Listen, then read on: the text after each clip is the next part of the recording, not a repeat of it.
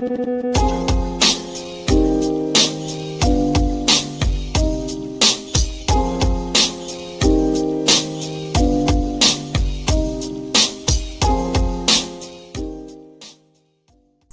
comes from Justice Alito, who brought this up during the arguments. This is his separate dissent. He said the court's interpretation also has national security implications. Suppose that a person's only connection to this country is that he was born here to a mother who was present just long enough to give birth and then quickly return to her native country. Suppose that country is a strategic adversary or enemy of the United States. Suppose the child never visited the United States while growing up and was inculcated with hatred of this country. According to this court now, that person is a citizen of the United States. He can enter and leave the country as he pleases. He can travel the world on a United States passport. Even if he plots to harm this country, he cannot be deprived of his status as a citizen, at least under current precedent. He goes on to say that this decision today also provides a powerful incentive to enter or remain in this country illegally. He goes on to say, in my judgment, the court has made a mistake that will seriously affect the country's future. So some very pointed dissents here from those who raised these very big concerns during the arguments. And they're real world scenarios, which are not a fantasy. They're not a movie. I mean, these things that can actually happen now under this ruling that you have today from the majority. And I kind of agree. He might as well have been saying China. China. I mean, you can create a president now. Yeah, literally. I mean, you could create a Manchurian candidate president. Well, these pieces of shit don't seem to care. It's funny. I was listening for a few minutes. Nate apparently went on earlier today, and I just happened to see it. I didn't get the chance to listen to all of it, but he was talking about how the Supreme Court seemed to be afraid of the Dred Scott decision. And one of the elements of Dred Scott is that citizenship's based on blood, not soil. And that's technically kind of correct if you think about it. And bringing up like Ted Cruz or John McCain, both of them were born outside of the United States proper, but to both American citizen parents. So therefore, they're American citizens because it's blood, not the soil that you're born. I mean, using the logic that they're peddling right now, everybody, if you have your child in England or Paris, is the child no longer a U.S. citizen? Let's go the other direction. It's kind of a weird decision. Well, the idea that Ted Cruz can't be president, but an imaginary Chinese Manchurian candidate who was born in Encino on a birth tourism trip and raised in China until he was 18 and then came back over as a full-fledged American citizen, could then, like the mayor of Arcadia, California, rise up to Congress, rise up to Senate, and rise up to the President of the United States. I mean, the fact that these people can't address that leads me to believe that you have to do something about it. It's insane, Eric. I know. There's the cowardice of not even splitting the baby on it. Yeah. It's like they could have said, look, it's just too far. We've been doing it too long for, long-term illegals or whatever. But this whole birth tourism thing, no, they ignore it. I don't know what you're talking about. I don't know anything about that. Let me just I just want to give you a list of names here, and you can do what you want with it. Antigua, Barbuda, Barbados, Belize, Canada, Costa Rica, Cuba, Dominica, El Salvador, Grenada, Guatemala, Honduras, Jamaica, Mexico, Nicaragua, Panama, St. Kitts, St. Lucia, Trinidad, Tobago, Argentina, Bolivia, Brazil, Chile, Ecuador, Guyana, Paraguay, Peru, Uruguay, and Venezuela. We now join these illustrious countries in permanent birthright citizenship. That's our gang.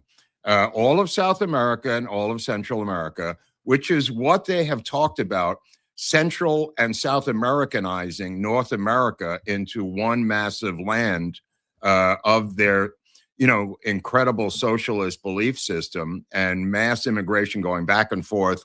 They have now achieved that. I mean, people are not going to flood here from France. People are not going to start flooding here from Germany.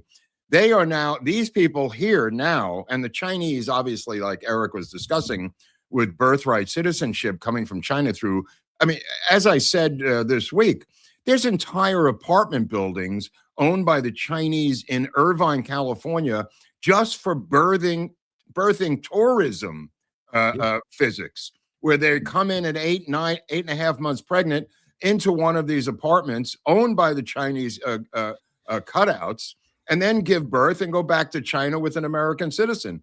They're now opening the door, saying you could become president of the United States if you come back. I agree. And by the way, those people who are questioning the Amy Coney Barrett, or shall I say, does the Pope have an influence on the politics? I'm just wondering, because if you look at it, I'm not completely surprised that she voted that way when she is very strongly Catholic, and if she is going by the guidance of the Pope, who loves illegal immigration. I'm sorry, but I mean, it could very well be a huge fan of that. The question is, what do you do about it? Well, apparently Congress is the last hope, and I'm sure John Thune right now is going, hey, boys, let's get it together. We got to turn this around. Oh, wait, I forgot. It's John Thune. Well, I mean, you got two choices. Constitutional amendment, right? I mean, if the 14th is intact the way it is, and that is how they're interpreting the 14th, which is insane, of course, which is insane.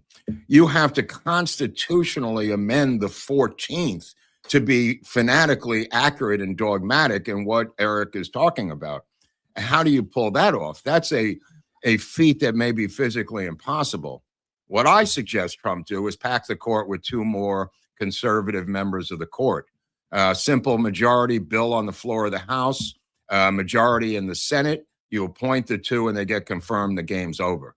And then you take these cases back up there with now 11 Supreme Court justices. Play their game. They're going to do it to you. Mark, I don't want to do that because we're just like them. Fuck you. You got to do this because you have no other choice. They've backed us into a corner here. And now you can watch your country go down the drain, or you and I can get off our fat asses and do something about it. Oh, but I don't want to do what they're going to do. They're going to do it anyway. They're going to do it anyway. They're going to nuke the filibuster. They're going to put D.C. and Puerto Rico into statehood, as we were talking about the other night at the meetup. The fact that we can't do any of this stuff and we can't do anything doesn't stop them. It doesn't stop. They don't care what you and I do. The only way to combat them is to do what they said they're going to do, which is one of the ideas I'm suggesting.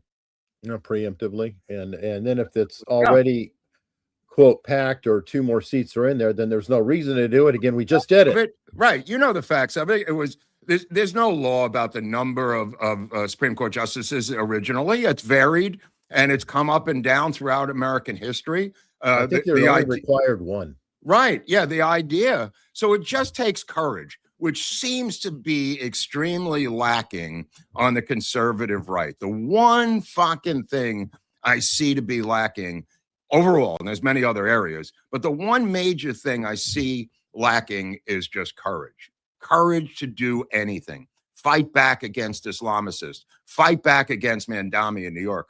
They refused to pull his phony credentials as an American citizen, even though he lied on his application saying he was not a member of any political party, and he was a clear member of the Democratic Socialists of America Party. They don't have the courage of their convictions. And whatever the Supreme Court did is up to them. It doesn't mean we have to sit here and do absolutely fucking nothing while the communists and the Islamicists take over the United States. Not to mention the Chinese with this birthright citizenship.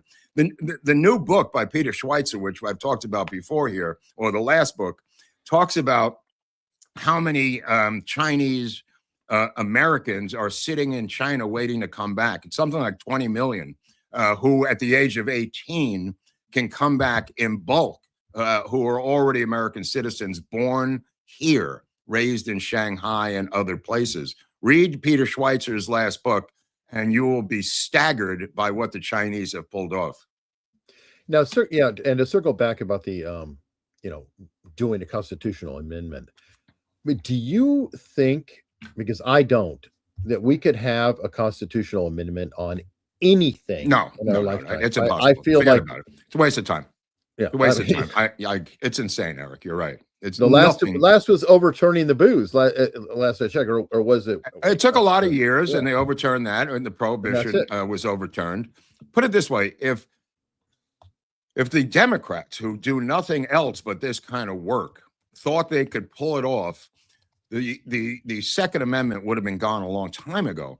It's physically, incredibly, overwhelmingly, almost nearly impossible to pull off. And with prohibition, it took a long time. Okay, I take it back. 27th Amendment.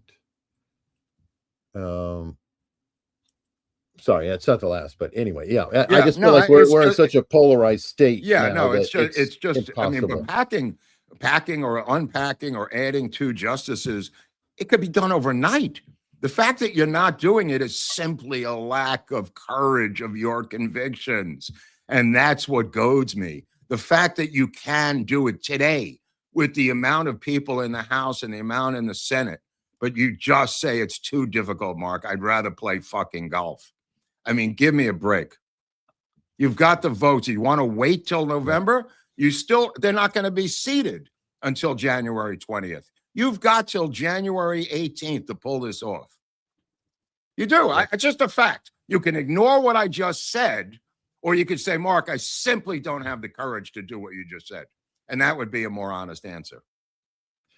Yeah, I mean, I'm personally uncomfortable with the idea, but I can see it as kind of a triage situation. Yeah. And so I'm not going to immediately say yes, but I'm open to the concept because it is such a giant problem, and the stakes are enormous, literally, or you're losing everything because they will quite literally do that. And whoever is going to be Republican, they will turn it into California or a single party nation. Yeah. Now the thing with the ballots, the case in Mississippi, I think that Trump's executive order using the United States Postal Service will help to negate that ruling by the Supreme Court. With the barcodes and everything else, and the blocking of actual ballots coming across the transom after Election Day, that could be taken care of by Trump's executive order regarding mail-in ballots, Eric. So that's not a total loss. No, and at least it did state that there has to be the postal mark. So you can't have the California. Oh, just write it. Oh, I said it myself. And because this is one of those, and I think Dustin, who showed up in the meetup, probably could turn up some surveys. I bet you that you don't find that many ballots that are postmarked and sent in on the last day. It's probably a negligible amount. Well, it depends which election and where it is, and there's a lot of variables. I don't know. You could, I mean, how often do we know the trends of early voting, Eric? Well, that's true. I mean, it's relative. Right. I mean, there's reluctant people who voted early, but we also know the trends of voting early. I mean, up until Election Day, we put out polls of what's been going on. I mean, if you have to do a Hail Mary by dropping 50,000 absentee ballots on Election Day, believe me, this other side is not above that. That's true. And yes, it can be faked and everything else. But anyway, I don't know. No, but I mean, the barcode. People in the chat are saying you could fake a postmark stamp and all that, but technically you could fake it right now.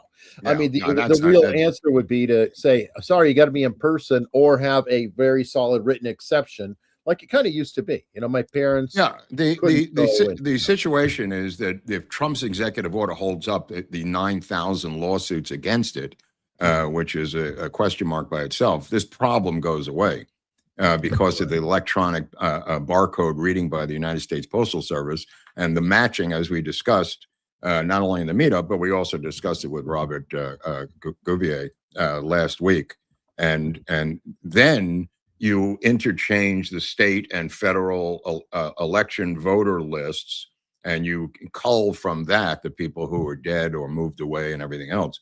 If you don't do it, if you refuse, according to the executive order, if you refuse the federal list, then you could be blocked by the United States Postal Service. True. Now, the problem is every judge pretty much has shot it down on the way up.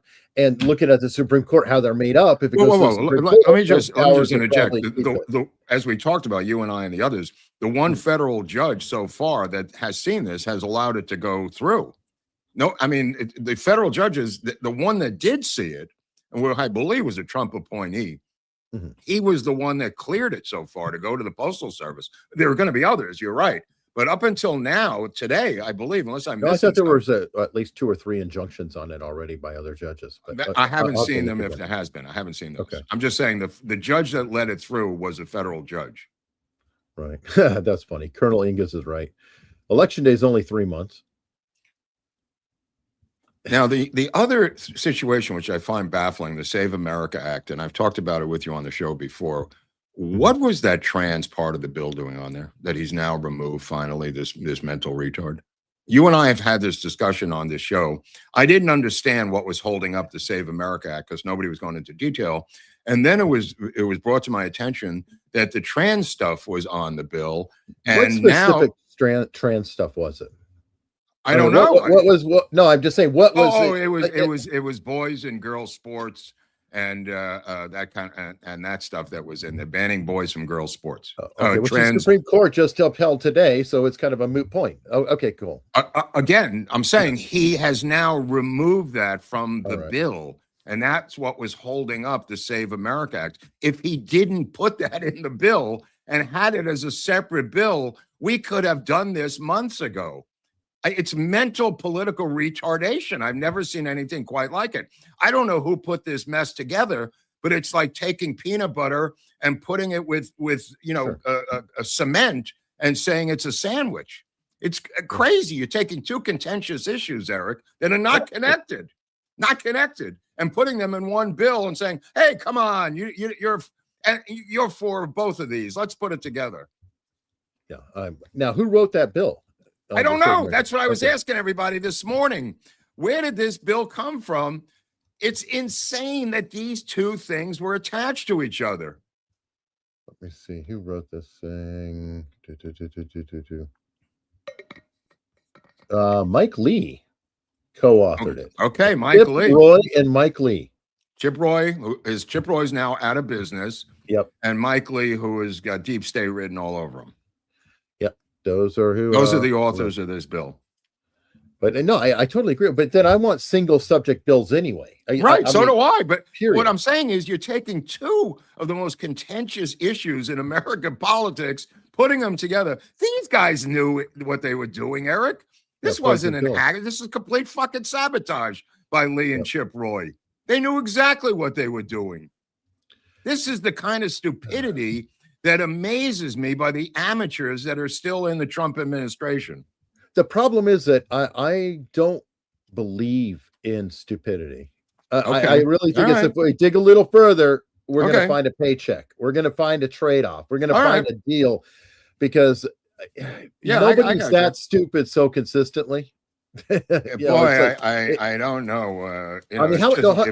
Let's use your logic too, because we've done a lot of the CIA series. How many times has CIA said, "Oh, it's just the stupidest thing ever"? No, it is a defense. It is a defense, but nobody's even pointed out, except for me, as far as I know, that that these 2 guys put these things together, and they are completely separate parts of the bill. It did not say the Save America Act and trannies bill.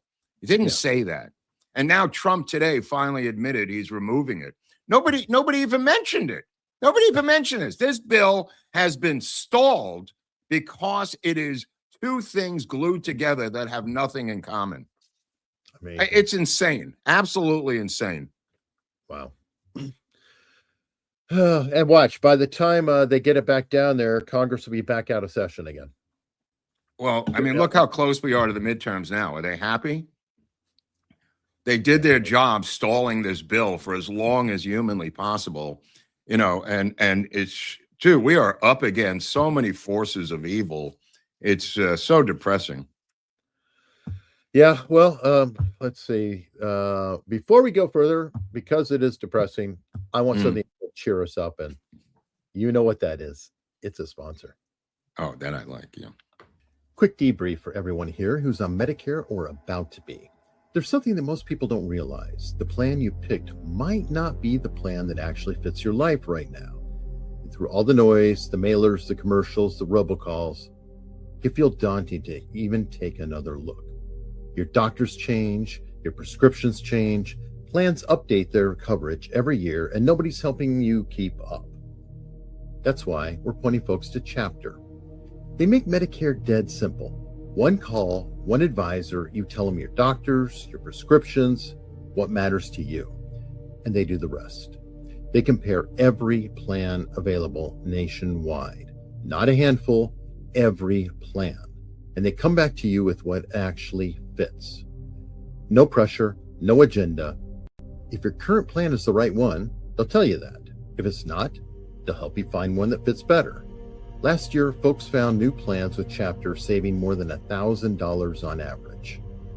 It's free. It won't take you more than 20 minutes. Good intel is crucial, so call Chapter today at 855-627-1487. Again, call today at 855-627-1487 and get the best information possible. All right, and everybody, I really do hope you consider giving them a call. You could potentially save money, and again, it is free to do so. At least, it's free out of your pocket. You don't have to pay any part of it. The government or whoever does, and it does help a lot. Even you're getting the information will help us. Hey, it works. People are calling. They do care. So thank you very much for that. And let's pivot at least to a good decision. It's a mixed bag. Obviously for the day, the biggest one that is the whole future of the country is the one they were cowards on, of course. But we've got this one. The Supreme Court actually kind of went in a different direction. It wasn't a case that the Supreme Court ruled that trans males can't be in women's sports. It was they upheld the states. Or lower courts who said, state laws that stated, sorry, can't have that. As in Boise and West Virginia, both put in laws saying that, obviously males or biological males can't compete in female sports. They upheld it smartly, finally, on Title IX. It's like, right. Duh. Let me just interject. I agree with you. The blue states will not recognize this at all and will not buckle. They will continue to play trans women in trans sports in the schools. Sorry, they're not going to change. Sorry. Okay, so how is this going to? I don't know. They're just going to violate it. They're going to call it. They're going to call it a civil right. They're going to cite slavery. They're going to cite the Civil Rights Act of 1964, the Voting Rights Act of 1965, and say we did things then in violation of the courts, and we're doing them now. Just my prediction. I hope I'm wrong, but that's what I'm too. But I'm kind of wondering that. Okay, so they don't give a shit about this ruling. They don't care about this. Who's going to enforce this? Well, one, you could just say, fine, we're not going to count any accomplishment from any supposed trans athletes. Okay, and hold on. So then let's say, first off, the blue states are there. You leverage the universities and say you cannot grant scholarships based on that, or we will stop your federal funding. So there may be other ways to kind of suck the oxygen out. I don't know what the remedy is. I'm just saying they're not going to abide by it. I'm just sticking my neck out right now. I hope that's not the case. But, no, I hope so too. You don't know them as well as I know them. These people are not going to go by that Supreme Court ruling. They're going to cite slavery. Well, could you actually see a reverse in that? Oh my God, we're going to have like trans versus the Board of Education all over again. Yeah, that's what they want. They are so committed to this thing. I think the conservative right has severely underestimated how committed they are to this civil right idea of the trans community and using them as a voting bloc. Severely underestimating not the power of the trans community, which is small. It's the commitment that the Democratic Party has made to this LGBTQ, LMNOP aspect of the Rainbow Coalition. I'm curious, though, how truly powerful are they? Because I could be wrong, but I have felt like in some ways that the trans movement has been a bit of a fad too. Sometimes these things start to lose their power over time, and culturally speaking, I mean, I don't know. maybe I'm just reading the wrong material, but it doesn't seem Well, like I'll the give you a state relevance senator who is may not agree with you any oh, longer. a and Weiner is it? Yeah, that's but Weiner in San Francisco Yeah. this weekend. So he does not believe that they've lost any power and was railroaded out of a march that he's been to for 22 years, Eric. 22 years. And Yep. he's denounced the state of Israel repeatedly. Yep. He's denounced Netanyahu. He's a supporter of Hamas. And yet it was not enough. well, because he's a Jew. Right, Obviously. right, What right, are you talking about? right. I mean, that's just he is walking proof that Yeah. it's like, oh, Zionism and anti-Semitism, or anti-Zionism and anti-Semitism is the same thing. It's like, well, oh, really? Ask Scott. How's that working out for him? Ask Scott Weiner. Exactly. Yeah, ask Dan Goldman, who led the impeachment against Donald Trump, what he's going to do for a living now that he's been run out of the Democratic Party. Yeah, you've got that. But again, getting back to trans rights, it's not the trans people themselves that have this powerful, overwhelming block, because, like I said, the numbers are just not there. The Democratic Party, it's in their platform. They are committed to this as a party. The Supreme Court ruling is not going to change that, in my humble opinion. Right, but I don't know. And this is where I am uncertain. You're more of a Democrat than I am. Yeah. Still, I'm a Democrat, as a matter of fact. Oh, well, there you go. Oh.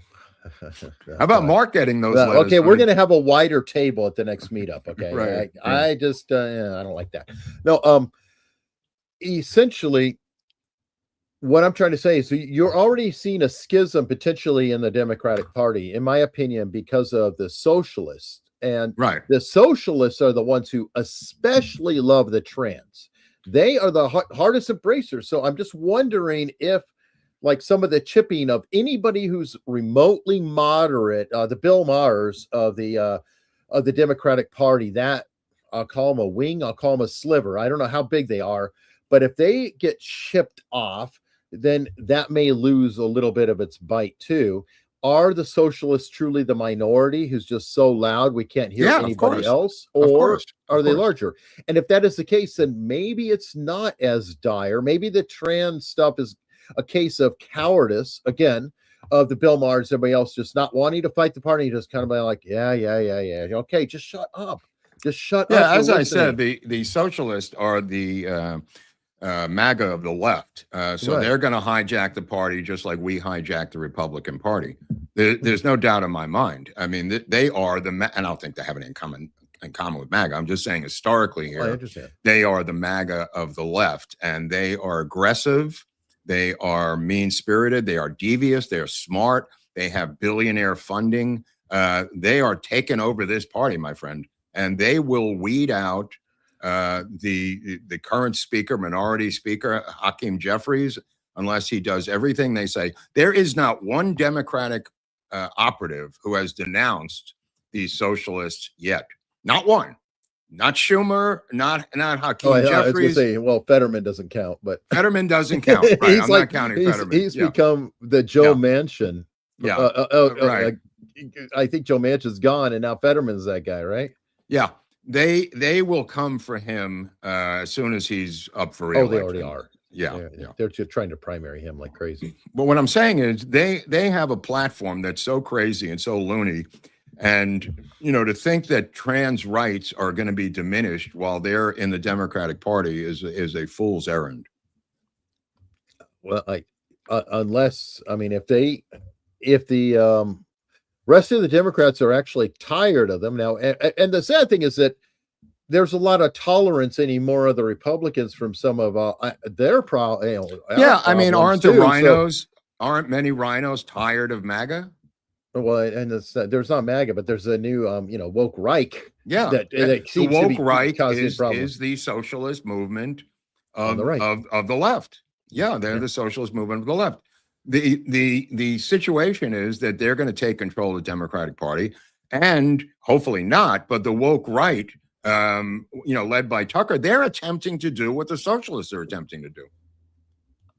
Wow. Yeah, I mean the two extreme fringes are going to do battle for the next 6 to 8 years. That's where we're going. The two fringes are going to be fighting from the fringes where you're going to see a The middle. brown coats and the red coats. The middle is going to be Republicans and Democrats in the middle trying to get things done and having it blocked by the two extremes on the outside.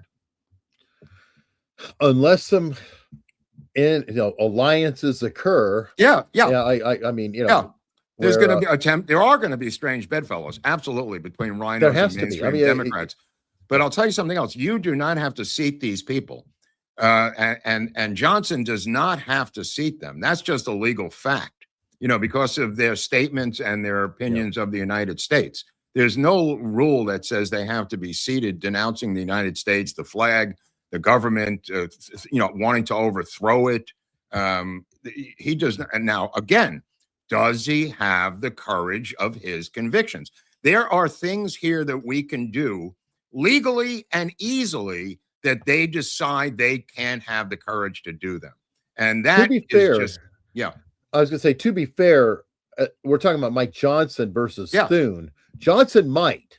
I know. Well, I'm just speaking about Johnson right now. I think Thune's days are numbered as a majority leader of the Senate. I think he's going to be replaced after the next election. Mike Lee, sadly. Again, this Senate thing is, as long as you hold control of the Senate, you have to go after these guys.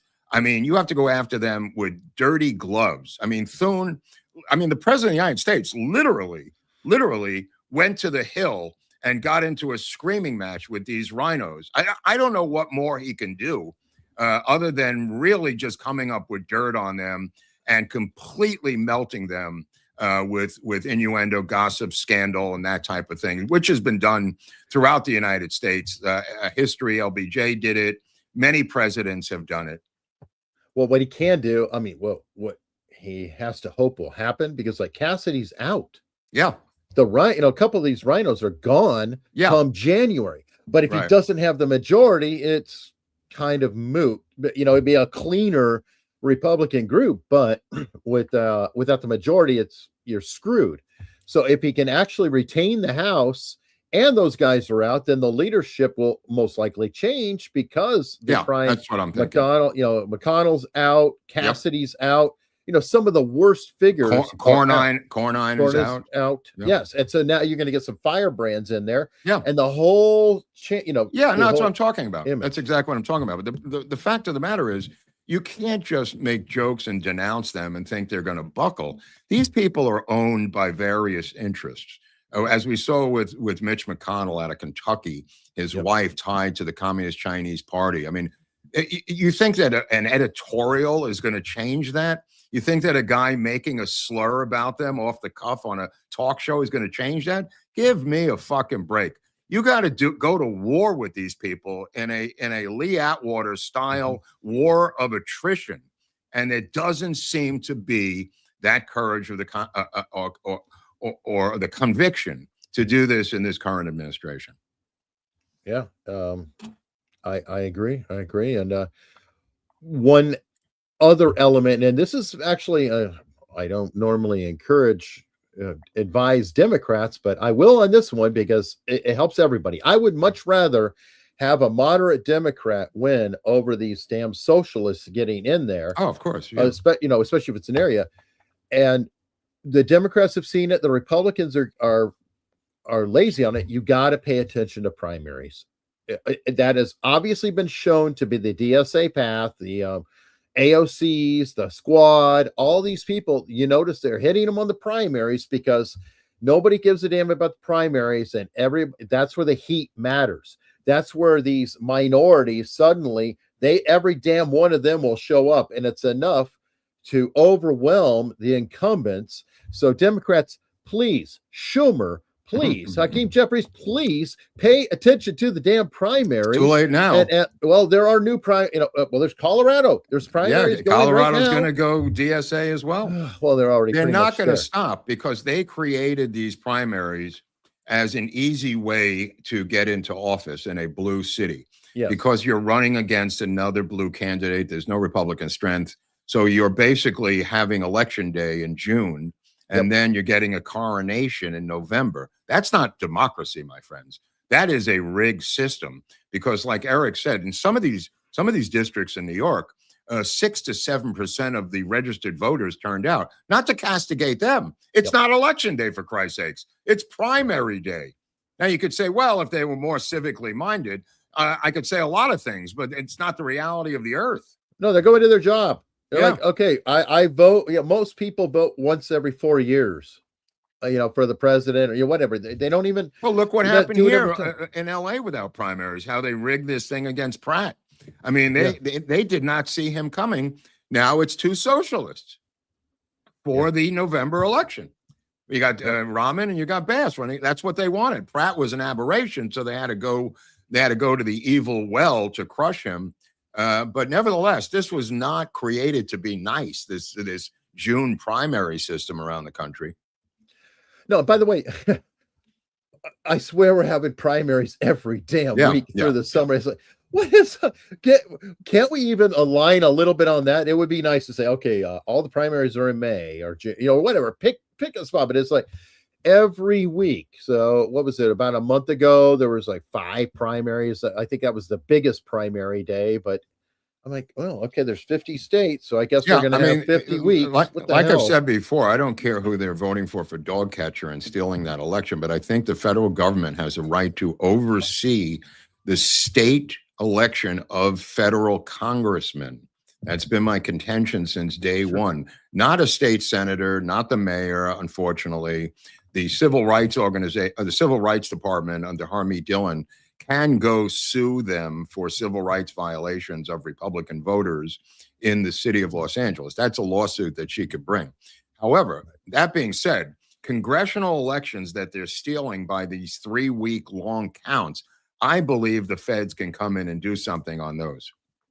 I agree. And again, it's, I used the term earlier, triage, but it is again that. It's like first fix that and then go down. Because I wouldn't want to stop. I want to get the dog catchers too. But start with federal. Start with the census, like you said the other night. Start with this control of these federal elections, the reverse gerrymandering or whatever. I don't care about the reverse gerrymandering. What I care about is counting 3 weeks after a federal election and then stealing it and having another congressman come from a blue state. That can be prevented. If you could simply sue them over the long count in federal elections, I think you could go revisit this with the Supreme Court. Right. And as far as the census that I said the other night, just briefly, my contention is stop counting all heads and count only citizens, because that will change the entire spectrum and makeup of the country if it's only citizens, and it gives less motivation to allow illegals to pad a head count in a blue area. As a matter of fact, a lot of the safety, God, I'm tired. Sanctuary cities will be less of a sanctuary if they don't get the benefit of the congressional seats by having the population numbers. It's all motivation. What would be the point? I'm shocked that there's no discussion, legitimate discussion about how to fight back against the Islamicists in Dearborn, in New Jersey, the communists in New York, in Seattle, in Los Angeles. It's just a bunch of coffee talk. There's absolutely no one, unless I haven't seen it, has put forth a plan on how to physically stop them. Okay. It's all just, look at the socialists. Isn't that cute? I mean, how is this going to stop them? I don't understand why they believe mocking them is going to stop them. These are complete utopian Marxists, complete utopian Islamicists, and this laughter is first of all, it's not going to stop them.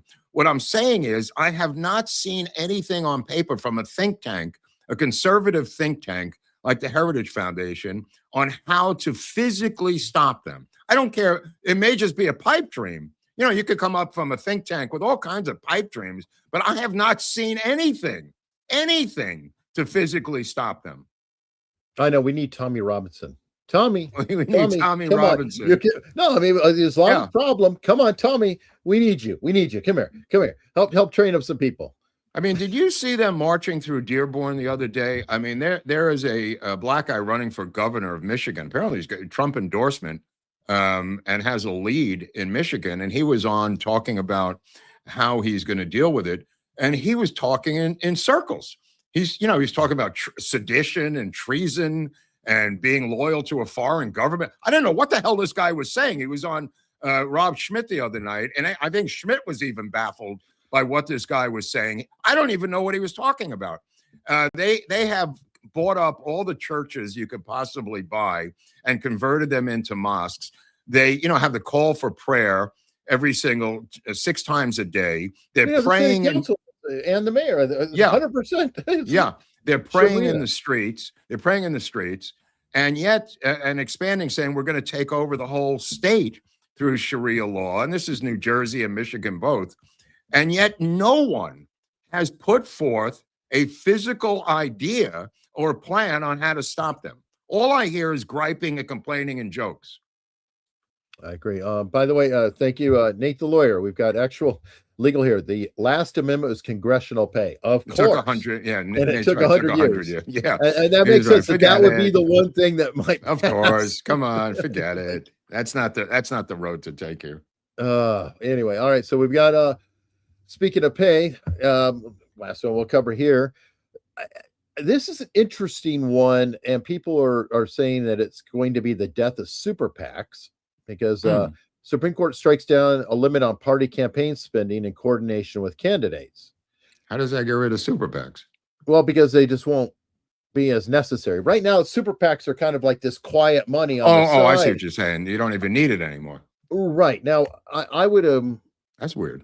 I kind of like this though, because if the super PACs can throw out all the poison in the world, and they can lie, they can do anything they want, and the candidates can, they don't have to do the whole "I'm Bill Smith and I approve this message," because it's not them.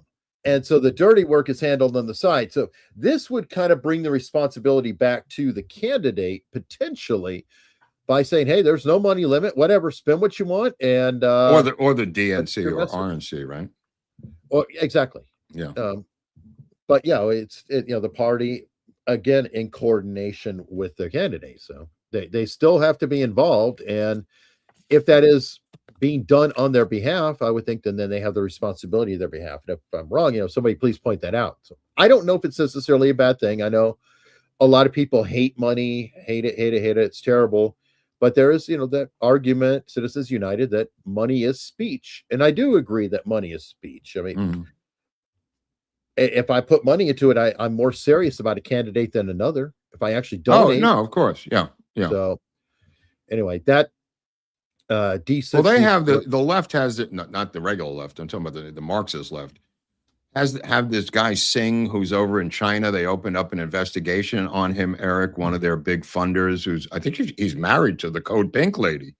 That's a strange bedfellows. I don't know how you live with that woman. That's almost like Carville and what is it? Marley Madeline. Yeah, which was, they even had to have an HBO show because it was a strange bedfellows in extreme. It didn't last. Neither the show nor the marriage, but either way, it is interesting. Well, right, Carville, to his credit, came out the only one to attack the socialists was James Carville. Oh yeah, and he came out and said, if you're calling for the destruction of state of Israel, that it doesn't have the right to exist, I don't want to see you in my face ever again.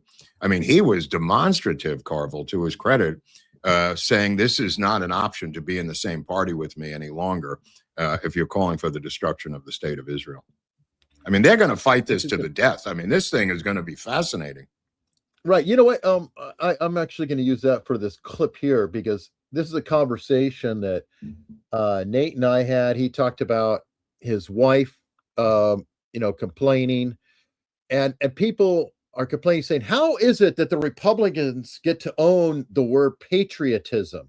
How is it that they can be the patriots, but never the Democrats? And the reason is so clear right here. Among Republicans, 93% are extremely or very proud. Just a single one say they have little to no pride in being an American. But look over at the Democratic side. This is where we've seen this extremely or very number. It's been taking a tumble. Tucker Carlson hasn't moved yet. No. Oh, right. 27%. which is way different than the 93. You do the quick math with me here. What is that? That's a 66-point difference here in terms of extremely or very.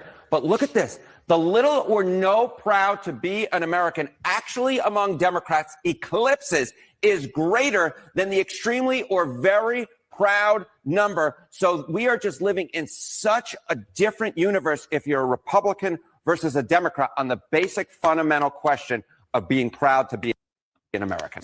So, I mean, that should answer it. I mean, if it's a question of, well, why is it? I mean, they seeded it. It's not like the Republicans stole it or anything. They're just proud. And the Democrats have literally just thrown it away. They walked away from it. There's a housing condominium project down in San Diego. And the board ruled, these are fairly well outdoor condominium, like they look like private homes, Eric. You know what I mean? Mm-hmm. Very expensive, super expensive condominium houses, put it that way. And they ruled that they can't hang the American flag out for July 4th because it's too political. And they're fining this couple $100 a day every day that they have the flag out on their house. I swear to God. And this is in San Diego. This is not in Chicago or in Seattle. And they just ruled that the flag itself is a political statement. And in their bylaws, the housing authority there says you can't have political statements on your house. Mm-hmm. That's where this is. I would almost be tempted to have them, fly some Islamic flag or something at the same, just to really, or a pride flag, or a pride flag. Hang out, have a pride flag out there and be like, okay, now what? Now what? They're paying $100 a day. They fought it and they gave up, and now, every 10 days is $1,000. No, I hope that some lawyers come in, and I mean, this is a good lawsuit to go up and get this shit spanked down. I mean, it's so frustrating. Well, Roberts might have a problem with it, and Amy Coney Barrett might have a problem with it. Yeah. How about NPR putting out that Alito was retiring and then pulling it back, saying it was a mistake? Oops. Yeah, I'm not surprised. Okay, well, I'm going to give California a thumbs up on one thing. Occasionally, broken clocks and all that. Occasionally, California does pass legislation or laws that I think have value, and this is one. I saw it. California food chains must post menu allergen warnings starting July 1st. Wow. This is actually a useful thing. Yeah. To put on menus saying, no, this has peanuts, or this has this, or has that. Well, yeah, I'll tell you, to their credit, this is the most super powerful consumer rights state in the history of the world. Yeah. It really is. It's the only upside of one of the only upsides of being here is the protection of consumers in the state of California. It is unbelievably strong. It's just shocking how powerful it is. Right. And I mean that in a positive way. No, and that's why I'm literally saying, giving credit where it's due. This is a good law. And this kind of law, I feel, will probably catch on, like a lot of things do. This is a good thing that can catch on, and hopefully everywhere in the country they do it, especially if the chains do it. And part of the reason it's helpful is, like, if McDonald's has to do it in California, it's easier to print the same damn menu all over the country and just be done with it, especially if 2 or 3 other states do it. And it's like, hell with it. Just do it. And I'd like to see calorie count on every single menu. That's that's actually out there more and more and more. I don't know if that's where I go now. I go to like islands, because chain restaurants I go to a lot. The more upscale ones that have the calorie count on the menu. Yeah. Even I think Morton's had it. A lot of places have it. Yeah, but that's one of the reasons I go there. It's actually a factor. Yeah, it makes perfect sense. Now, this story, I don't know if you saw, but it really, really shocked me. Massachusetts, not a right-wing bastion by any means, hasn't been in forever. I mean, this is a leftist, whatever haven. They may be the first state to reverse cannabis legalization. Did you say cannibalist? Cannabis. Oh, cannabis. I'm sorry, I misheard you. Cannabis legislation going in the other direction. They're too stoned. Well, I could have predicted that. I mean, that was coming after everybody got stoned. I mean, I'm just saying, we've talked about it on the show, the overwhelming rise of, and in the emergency rooms of the legalization states. If you look at the numbers, which is what Tell Your Children was about, the Alex Berenson book, Right. his wife running an emergency room in New York or somewhere else. I don't know where it was, but the incredible statistical rise of emergency room visits in the states and places that have legalized cannabis is a factual, statistical thing that you can study. It could be gummies, it could be a lot of different things, but the facts are the facts. Yeah. Well, apparently, Wendy Wakeman, a Republican strategist who also serves as a spokesperson for the group behind the effort to end marijuana sales, Coalition for a Healthy Massachusetts, Wow. said she's cautiously optimistic that the referendum will move forward. Wow. Apparently, they have been having problems, like you said that, but also traffic problems. Yep. And you know what? I could be wrong, but I feel like some of what may be driving it is the damn smell. Like every time we've been in Vegas, you can't walk around without smelling that shit. The basic system that they created has one flaw. They have dispensaries with a tax, and the tax, forget about the tax. Let's say the price of an ounce in a dispensary is $175. The gangs now sell it for $150. Whatever the price is for legalized cannabis, the cartels and the gangs undersell them. It's the most retarded system ever created for commerce. Criminal sales of marijuana have skyrocketed since the creation of legalized cannabis dispensaries. Well, how can that be, Mark? Those are the facts. It's not just the tax. It's whatever somebody goes in there to buy cannabis in a dispensary. They don't care that the tax is 7% or 9%. They care about the final price. You're paying $150 for an ounce, and you could get it from Chico like you used to for $100. You're going to go back to Chico. I mean, or you could just break the seeds off and plant the shit yourself. But you know, well, that's another project, because a lot of these growing things up north. I mean, it's a big, gigantic operation when they grow. But and that whole growing thing is crazy, because there are illegal fields right next to legal fields, and the police are trying to perpetuate the legal fields. But that being said, the price itself, all a businessman like Chico has to do is beat that price, and he's got the customers.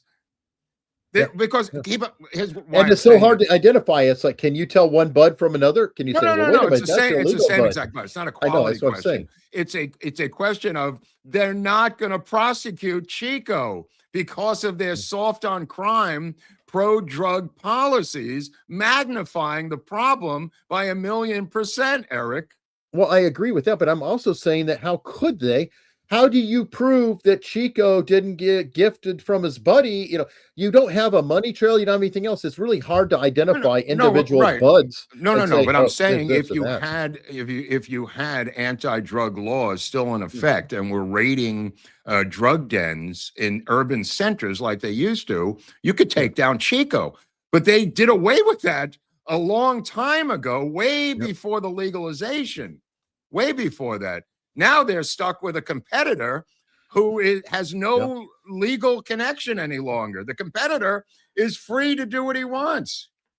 That's true. Astounding, absolutely astounding business blunder on the part of the states. I agree, but no, we'll see what happens. We're kind of in a weird little mix, and honestly, I have a feeling before Trump is out of his presidency, we'll probably have a national medical marijuana thing. I just have a feeling. Now, while we're talking about dumb things, I saw this story. Apparently, you don't even have to get illegal things. There is something called a Benadryl challenge. And I guess another this is TikTok crazy thing. yes, everything This is more of a TikTok challenge thing, Eric, than Yep. anything to do with Benadryl. I mean, Oh, of course. there's been so many of these different. Well, the Tide Pods. Yeah, is yeah, yeah. another, This is just another one of these stupid people. but it is stupid and it is sad Yeah. and really disturbing. All these challenges, Mm. and sadly, I mean, TikTok is free and clear now. It's owned Yeah. by Oracle, Yeah. right? So, Nothing you could do about it. I don't know. It is heartbreaking to see that people dying, and I saw another story earlier. I didn't even bother to put it up here, and I didn't watch the video because I don't want to watch that. But if somebody else taking a selfie on top of a high, I saw that. Yeah, I saw it's that. like How many times has that many- happened? yeah. How many times have we It's a- seen this stupid thing?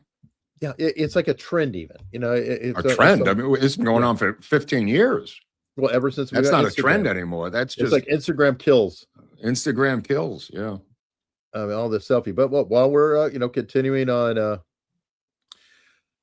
silly moves, if you will, I don't know if you saw this. You have actually you sent me one. Alligator I've got while a swimming in a combination river of in it. Florida. Hold on, I've got to get it here.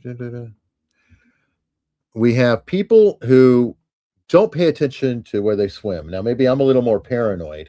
Tonight, horrific details emerging about a woman killed by an alligator while swimming in a river in Florida.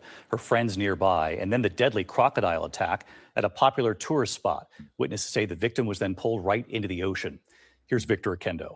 Okay, Victor. Tonight, horror at a river north of Orlando, Florida. Somebody got bit by a gator. A woman swimming with friends attacked by a large alligator. Her boyfriend desperately trying Can to I pry her just from say its mouth. something? Who the hell would go into that body of water? Thank you.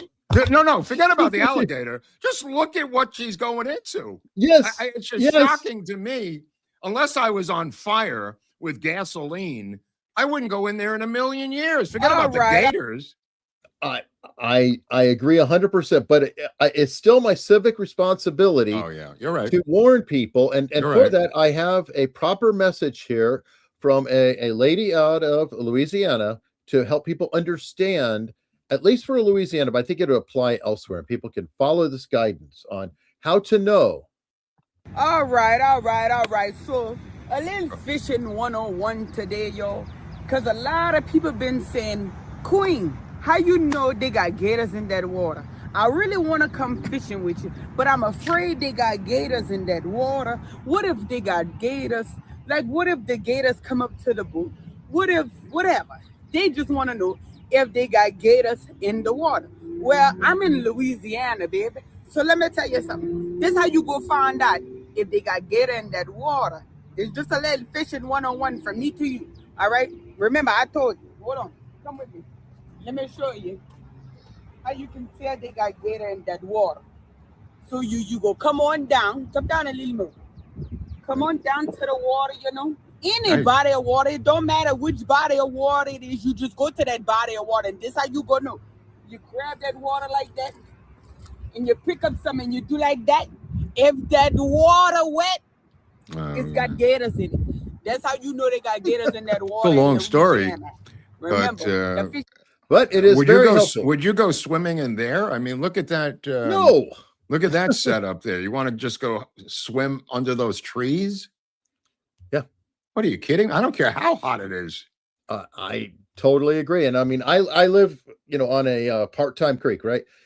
I can tell you, I've been in the water, but not intentionally. And there aren't gators. And believe me, you don't want to be in the water. So even if there's no gators, water There's that so looks many like that around has Florida. so much gunk and muck and I mud, know, that's and it, it yeah. is nasty. All those canals on the side of the roads in Florida have gators in them. And occasionally, many times, senior citizens have had, car accidents or breakdowns where you end up into the little canals on the side of the roads in Florida, and then the gators eat them. Yeah. They look at it as like free food. True. And somebody pointed out that I have snakes. Yeah, there are snakes here. Again, I don't get in the water intentionally. When I fell out of a kayak one time, that kind of thing can happen, but it's not intentional. And I very quickly was up on shore. But Yeah, I don't know why people will do that. I think people are Maybe it's nuts. hot out. They just can't take it anymore. It's 100 degrees and humid, and maybe that's what's driving it. Maybe it's youth. I think a lot of them are young and dumb too. Ute. What's a ute? I don't know. I don't know what a ute is. But I need to step away for a quick second. How about you tell people what you have coming up on Lord Buckley tomorrow? Are you coming back or? I'm coming back. Yeah, I just got to step Yeah, away. no, I will. I don't know where it's going.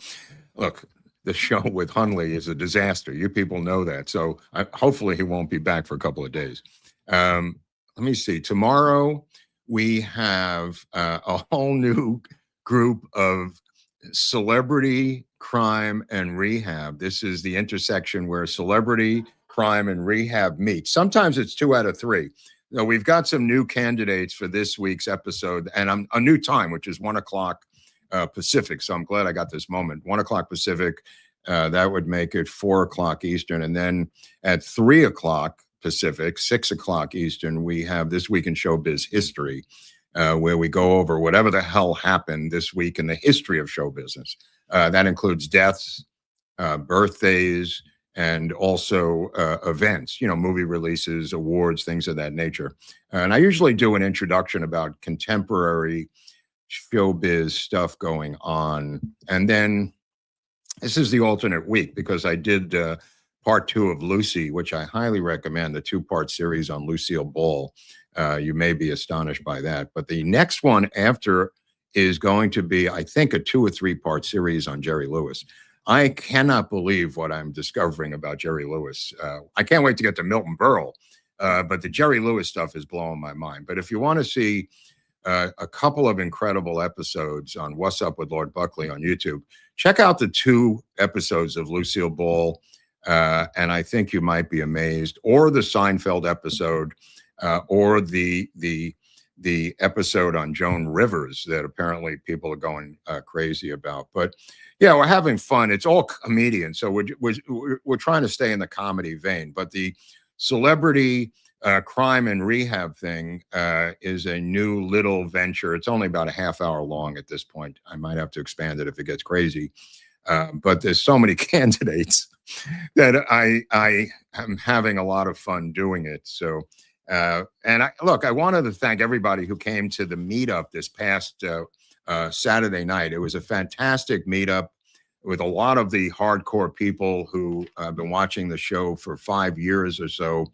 Kathleen Levinson and Gilbert Kuhn and John Wenning and Barbara Bishop and all of these people, including Dustin Russell, who we mentioned, and Scott Benbow and his wife, and Scott Hanna, who came, and David Overfield.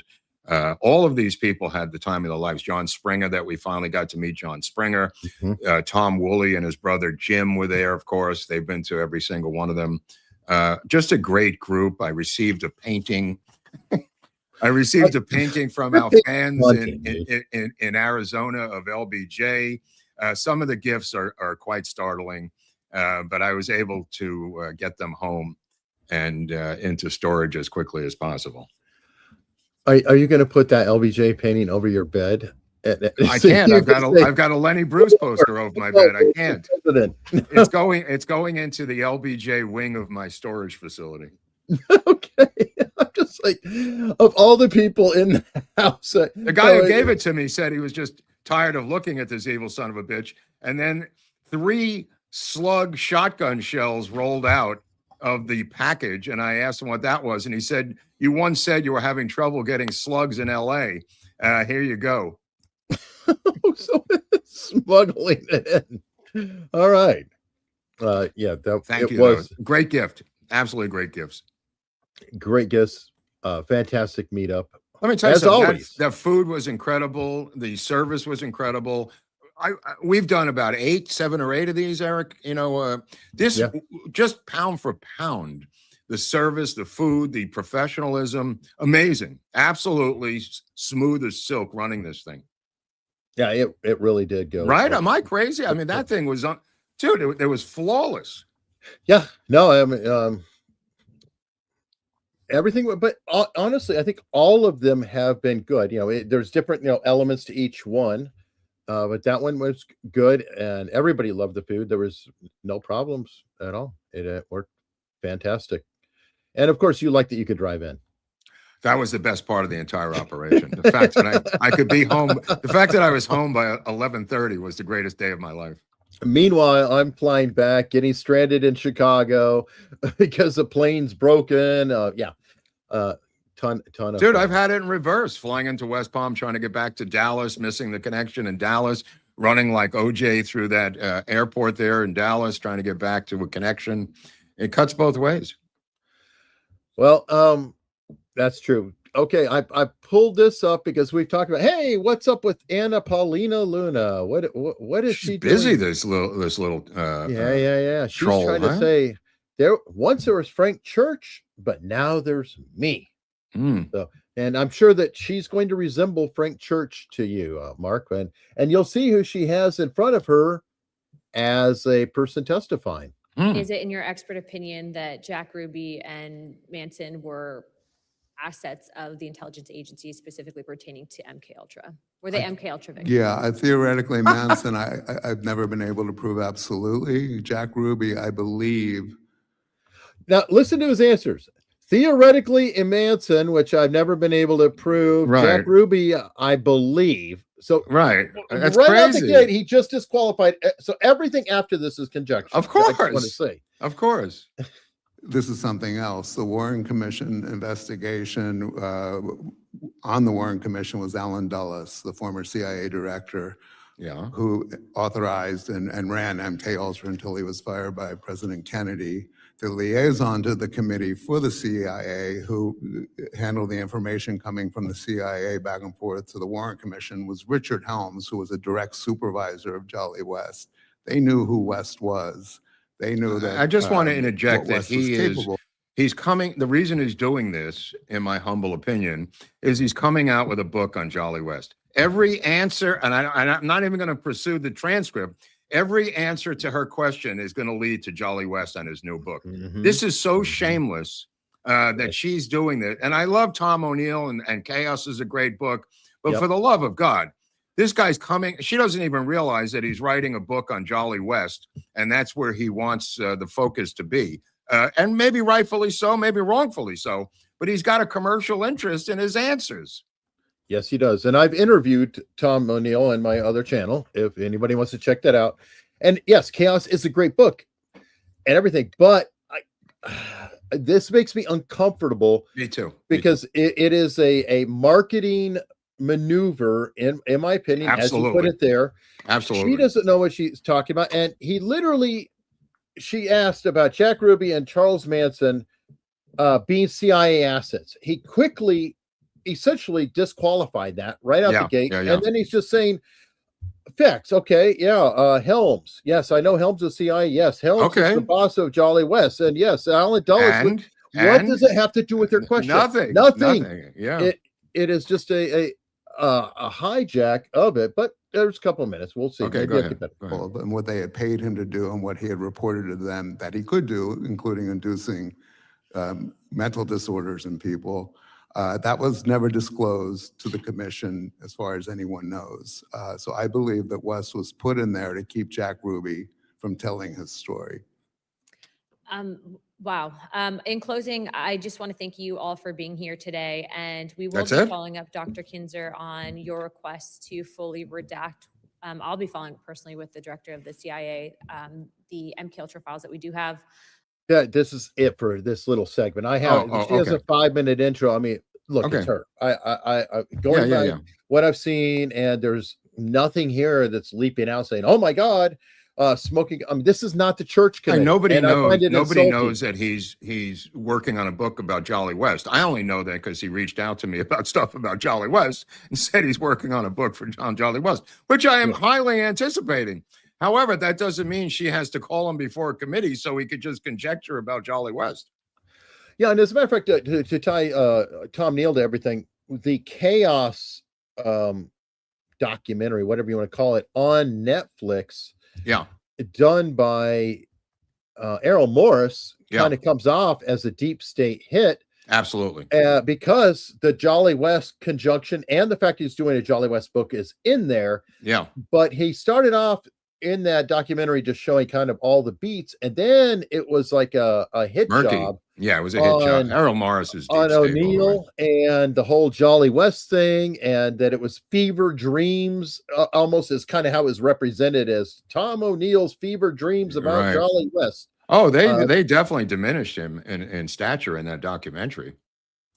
Yeah, it was tough.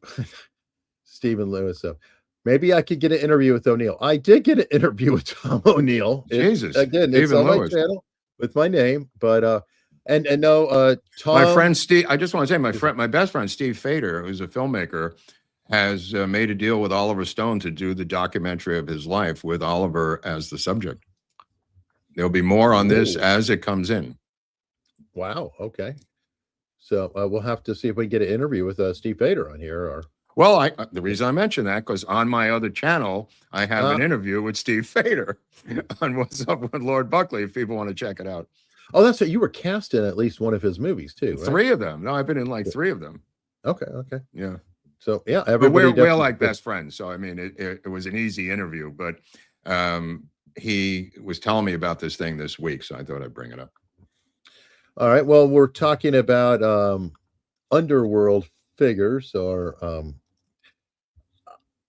I don't know if you've seen this one, but I kind of am cheering it, and it's funny, but I'm surprised it took until now. Mexican Batman, vigilante wanted for chasing down suspected motorbike thieves and taping them to lampposts. You got to appreciate this story. Look at that. It looks like he doesn't even have a Robin. They just have a Batman. It's low budget.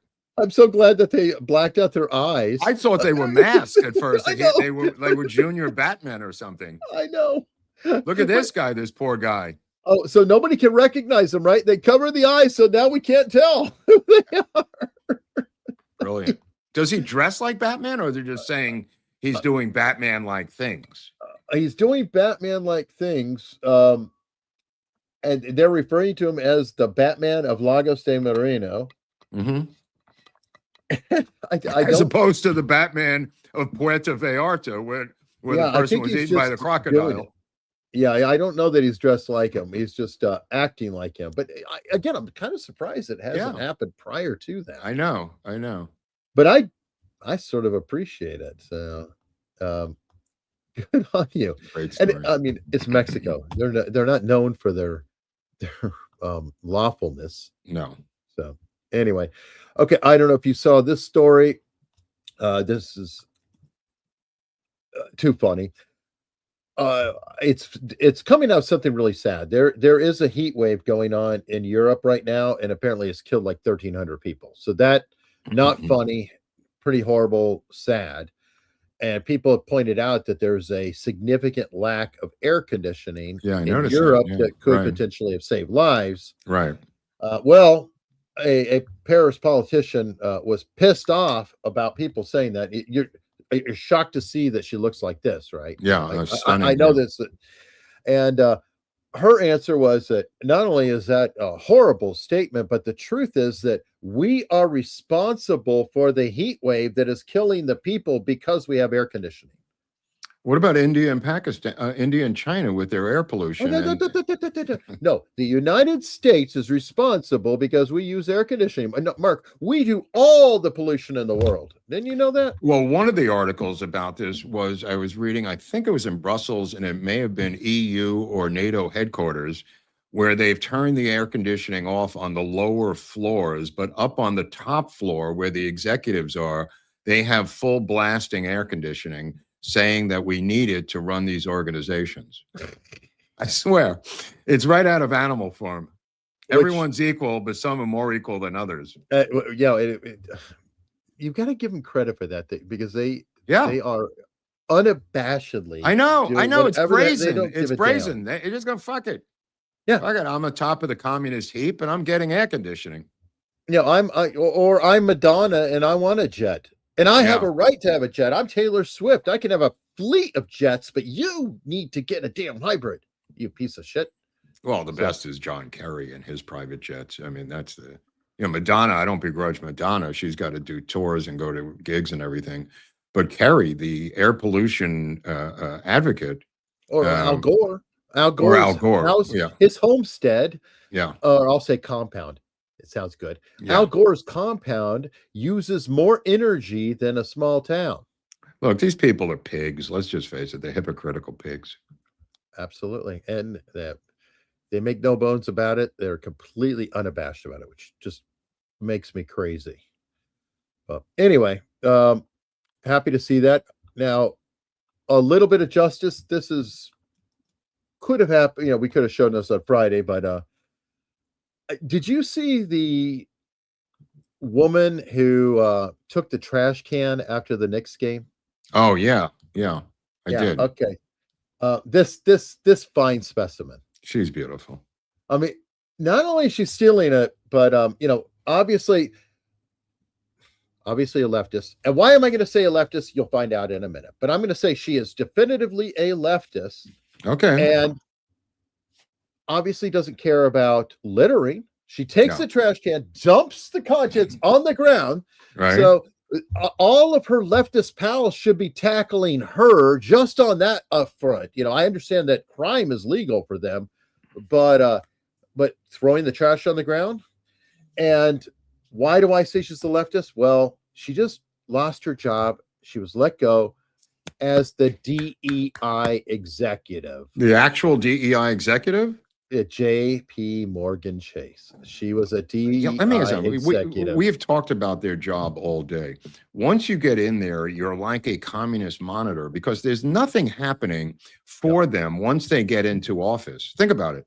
People are just working around the office at J.P. Morgan. There's nobody beating black people over the head or having sex in the office or whatever's going on day to day. Right. They have to make trouble. It's like the Lone Ranger.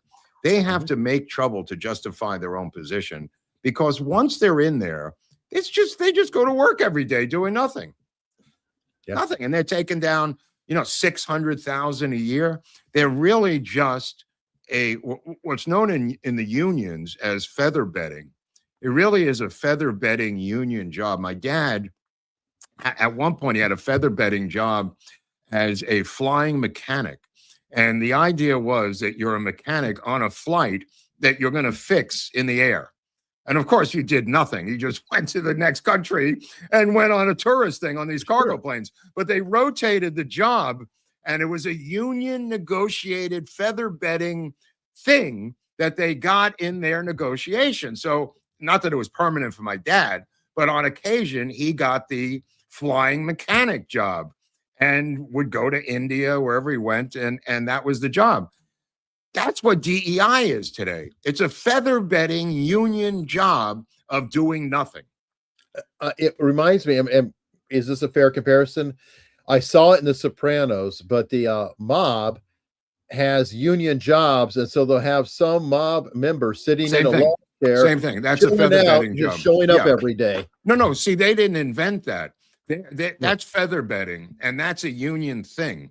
So they were just saying, if you're going to put somebody in, you got to put our Tony in there, which they did. But they didn't come up with that. They were just exploiting it.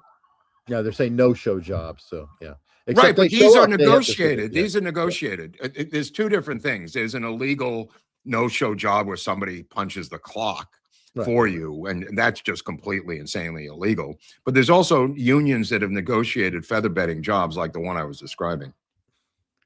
Well, insane. Well, one person who was temporarily suspended for his job was Jimmy Kimmel.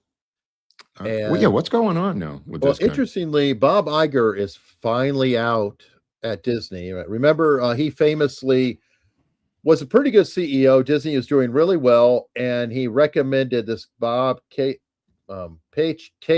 or I forgot his name, but anyway, the guy to take over for him.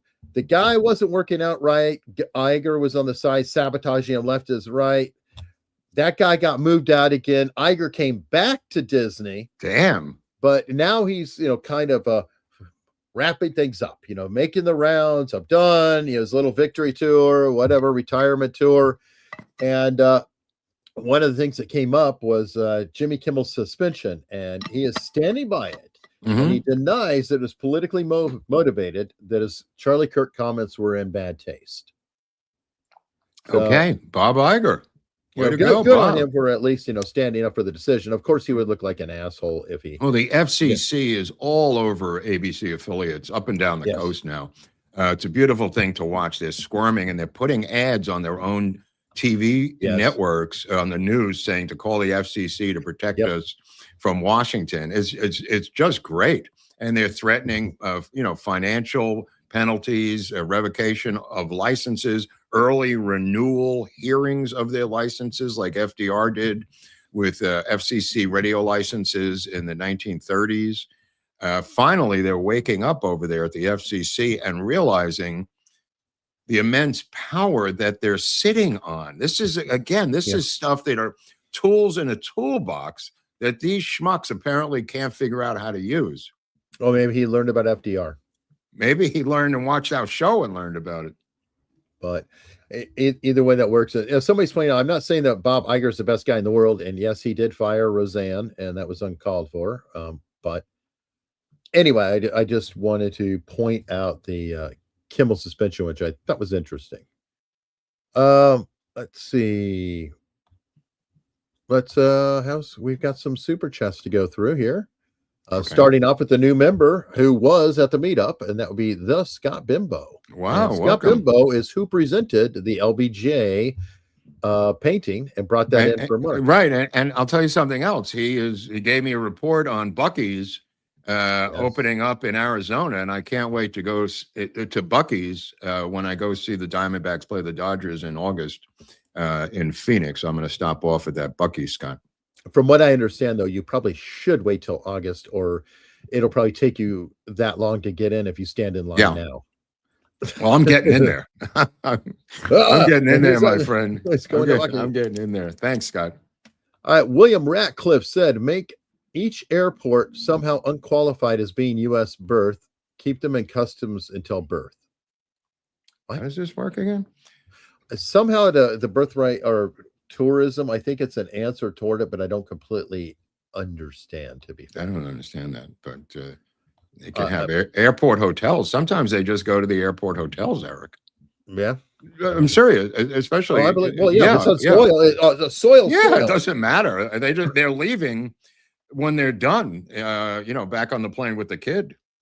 Well, and I can't, I'll have to look up the island. I don't know if it's one of them near Micronesia or whatever, but it's literally an island, and it is technically U.S. territory, and that is like 100% of all their money. Is they have birthing centers, and they fly in because it's a lot closer and a lot cheaper. It's like boop, round trip, boop, child is born. Hell, probably that night. Okay, child's born. You're out by noon. I don't know if they have a checkout time or how that works, but it is pretty disturbing. Let me see. Carl Burkhalter. President Grant nullifies Section 3 of the 14th Amendment by appointing an ex-CSA officer, Amos Agerman, Attorney General. Many Confederates were in the Senate later, even as Secretary of War. Grant set the precedent. Okay.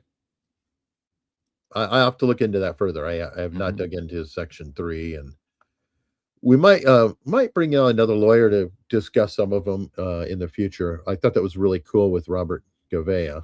And getting some in-depth knowledge. Oh, he could come back and we'll talk about the next, round of that are just dumped. I mean, there's still a couple more coming. Oh, yeah, we're getting close to the end of their session, and they're bringing them out to last minute. Dr. Evil, question. What is it no man wants, but no man wants to lose? I don't know. $5? $5? Yeah, there you go. Yeah, your riddle cost you $5. No answer. Riddle me this. Scott H. Didn't Jolly West give Jack Ruby the cancer shot in jail? He did. In fact, he did. He visited him for sure. Yeah. K-Dog. The Terminator was real. China has robots panhandling in the street. Why do they need the money? I mean, they're hungry? Yeah, and is that Terminator? Why are they panhandling? Working for someone else? They're poor robots. It's a new trend in AI music. It's called robot busking. Robot busking. Okay. I guess. I don't know. We got a rumble rant over here with King of Biltong saying, turn up the flavor with Piri Piri Biltong. Mild heat, big flavor, and over 50% protein to keep you going. Try the full Piri Piri range at biltongusa.com. Code AUS for 10% off. And I will say I actually had some biltong this morning. I had to get my driver's license renewed. Didn't have time for breakfast. Took that on the way.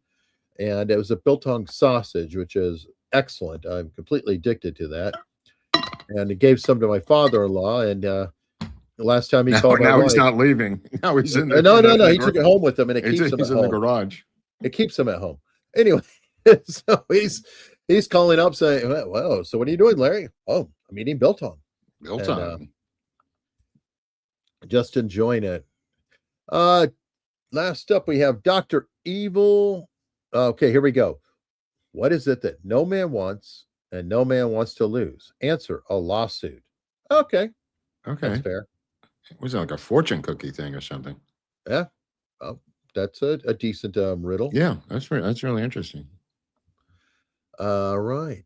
So you already stated what you're doing there. We're going to be shifting over to locals. And on locals, we are going to be doing the torn from the headline segment where we have, different articles, pictures, just, random stories and things like that, gives a little bit more to locals. Again, you could be a member there for free. And even better, you could be a paying supporter.